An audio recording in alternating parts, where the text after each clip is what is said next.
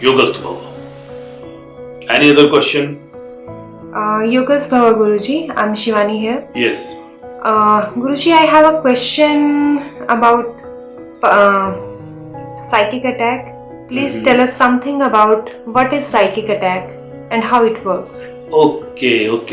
Psychic attack. Actually, as you know, psyche means mind or say consciousness.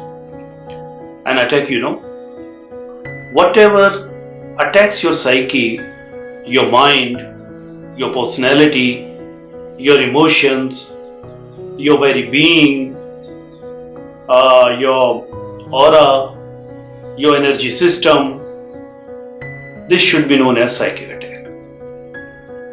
The psychic attack happens, you ask how it works. Okay, we live in a society, and today we live in a society which is known as Kali Yuga. And as we name Kali Yuga, immediately we start thinking very negatively that this is the Kali Yuga and everything is bad, every man is bad, every person is bad, everywhere is corruption, sin and malpractices and jeopardy, etc. Whenever our consciousness gets disturbed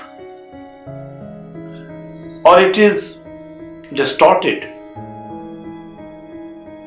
there comes breaks, holes, it is tormented like this, and you lose your harmony. Remember this. The very harmony of your being, the very harmony of your aura, the very integrity of your consciousness, it is tormented, it is broken, it has holes, and through these broken parts and the holes,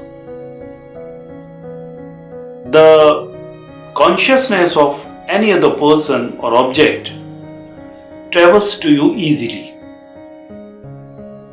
If suppose you are thinking negative, you are feeling jealous of me, you are angry at me, you don't like me, you think that somewhere I am just making you bow or something. So what will happen? This very thought, this very thinking will travel to me. It will travel to in my energy field. And if my energy field, if my consciousness is not well protected, if not harmonized, if not integrated, I will definitely have an attack from you. I will become victim of your jealousy. I will become victim of your disliking. I will become victim of your evil idea and intention. So this is how psychic attack works. And sometimes we become victim of our own psychic attack. Our own negativity starts affecting us. We think negative about ourselves because the mechanism is like this all around. We are surrounded by so many negativities and negative energies all around us. So time to time this has to be taken into consideration that we must keep washing our aura, we must keep strengthening our aura, we must be having positive thought, we must be chanting mantra, or we must be practicing some kind of spirituality or spiritual training or meditation, so that we should not fall prey to these psychic attacks, whether coming from inside, from within us, or coming from the outside, from any person or any other objects. So in brief, I would say this much only here, but definitely I'll detail it out.